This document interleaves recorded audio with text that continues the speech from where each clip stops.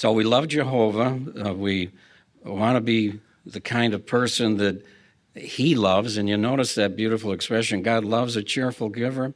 One translation put it nicely, God loves people who love to give.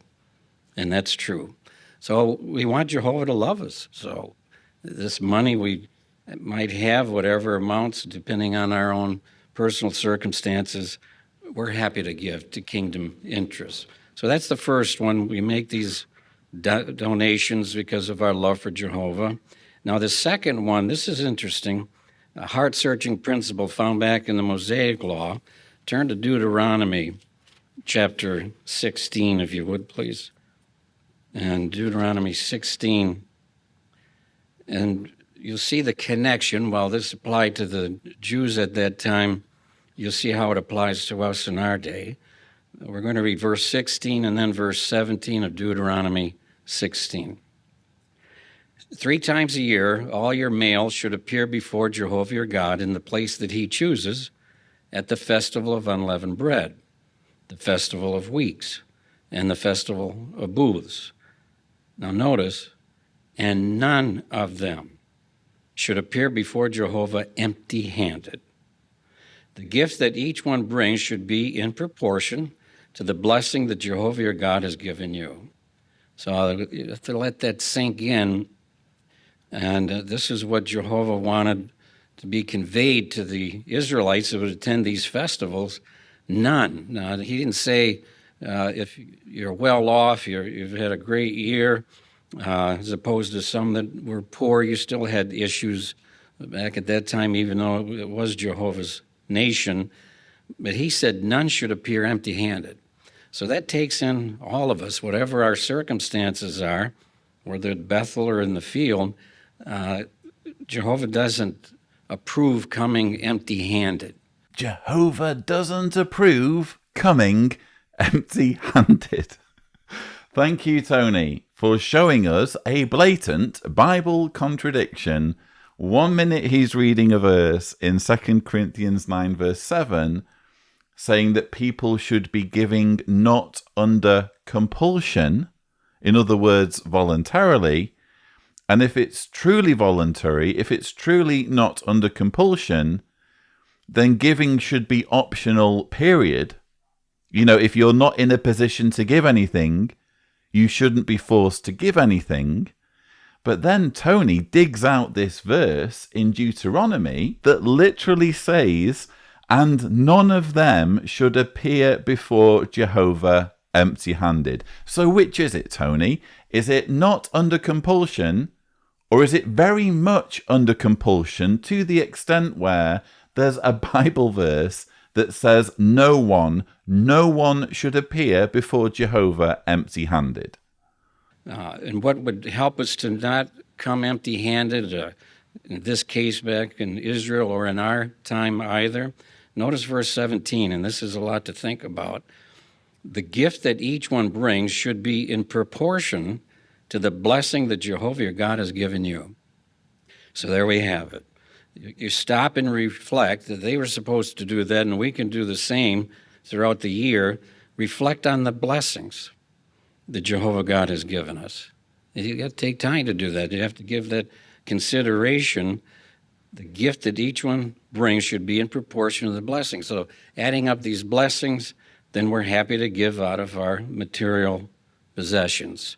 So profound thought there, and something to reflect on so that we don't find ourselves, when it comes to contributions on a monthly basis or whatever, empty-handed. Well, I'm doing so much here and there. Well, money meets a response in all things, and you have to take that into account, even if we're in the poor range. Even if we're in the poor range. Poor people, Tony wants your cash. I mean, really. And make no mistake, there will be really poor Jehovah's Witnesses watching this in developing countries, because JW Broadcasting can be watched in any country, really, can't it? There will be Jehovah's Witnesses watching this who are living on less than $1 a day or thereabouts. They're literally scraping together whatever they can find. And daily survival is a challenge for them. And this lunacy, this craziness from Tony Morris, I mean, how reckless and irresponsible to even tell people in that desperate situation, there are no exceptions. Everybody has to give something, even if you're in the poor range. Well, it's all very well you saying this, Tony, as someone who doesn't have to actually work for a living. You're a cult leader. You wake up every morning and go down to morning worship. You have your coffee there waiting for you. You have your food there waiting for you. You don't have to actually earn any of it. You just live this extremely comfortable life. Look, I'm not one of these people who says he's living a life of luxury, although I'm sure it is a luxury existence compared to, again, the poorest in our world. But he's living a life of an extremely privileged individual who doesn't want for anything, who gets everything he could conceivably want on a plate, and apparently has an excess of personal funds that allows him to go to the liquor store on a Sunday morning and splash out on $80, $100 bottles of single malt scotch. So it's all very well someone in this situation telling a poor Jehovah's Witness in a developing country who's living in a mud hut and who can't remember the last time they had a proper meal, you need to give something.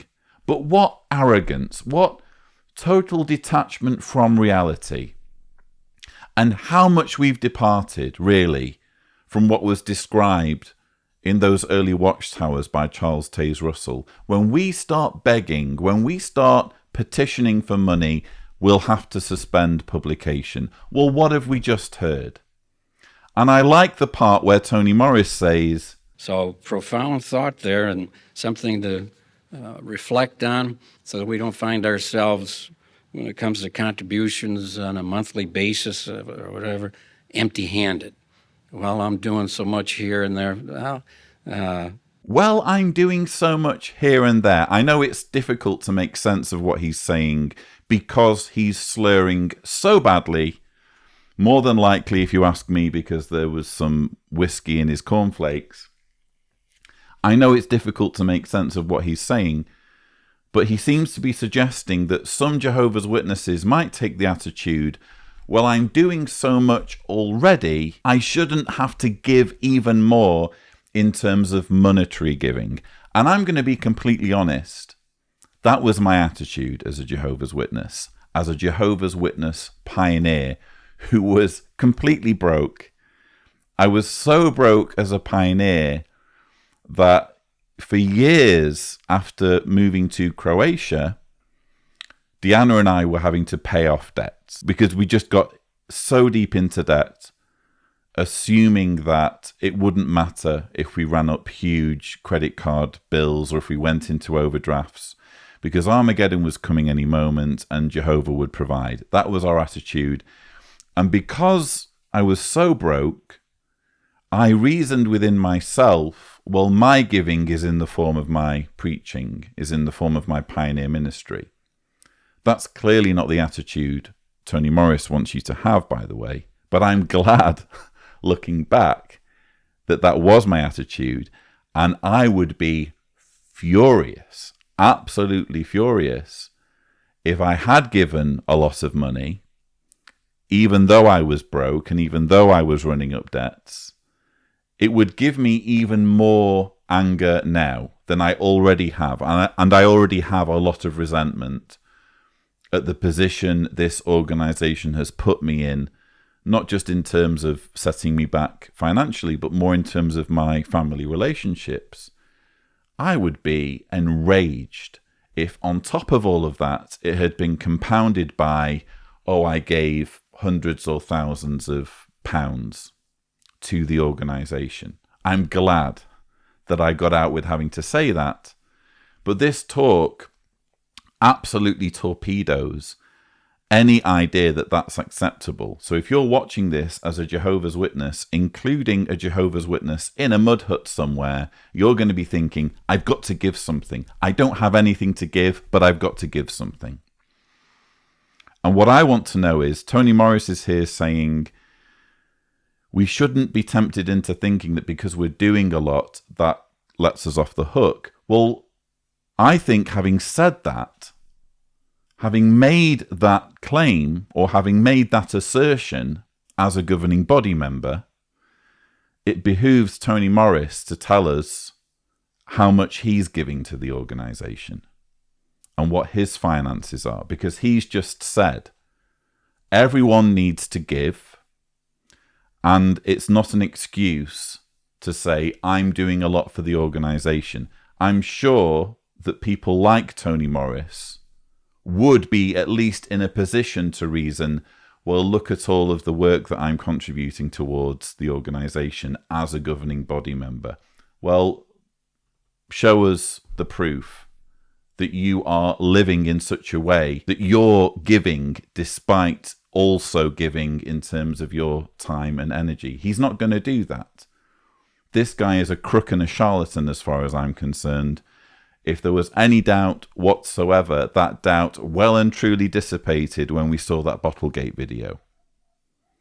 So for him to have the gall to tell even the poorest in society that they need to be sending in their money, even though he's splashing the cash at Bottle King, it's absolutely deplorable.